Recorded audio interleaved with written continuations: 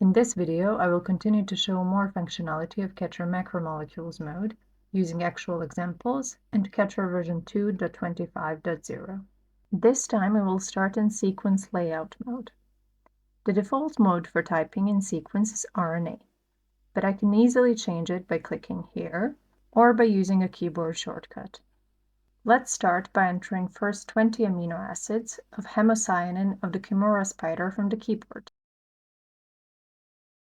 I've added only 17 monomers. That is because for the 16th, 17th, and 18th positions, the amino acid composition is unknown, so we will be needing an ambiguous monomer. I can find ambiguous amino acids at the bottom of the peptide section. And as we can see on preview, we've added monomers that represent any amino acid. There are also ambiguous bases at the bottom of the bases subsection in the library. Now let's draw an oligonucleotide drug. All 18 nucleotides are modified in some way, so to make the drawing process easier, I will create the necessary nucleotides as presets by clicking on New Preset and choosing the sugar, base, and phosphate from the library.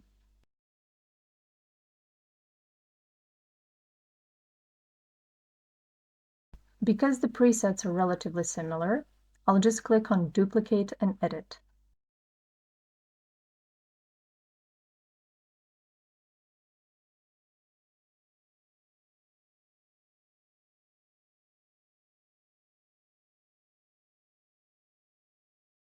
Now that we've created all the presets, let's build a chain just by clicking on nucleotides in the library.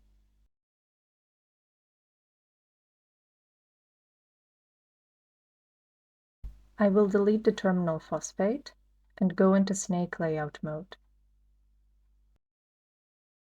As opposed to flex and snake mode, just pasting from clipboard, typing in from the keyboard, or adding the monomers from the library will establish all the necessary bonds.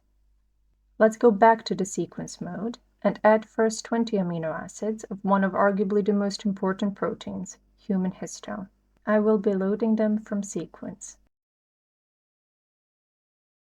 These serines need to be replaced with phosphoserines, so I will hold Shift down, select the serines, find and click on phosphoserine in the library, and just by click, I'm able to replace them, as we can see on preview. The lysines need to be acetylated, so I will repeat the process.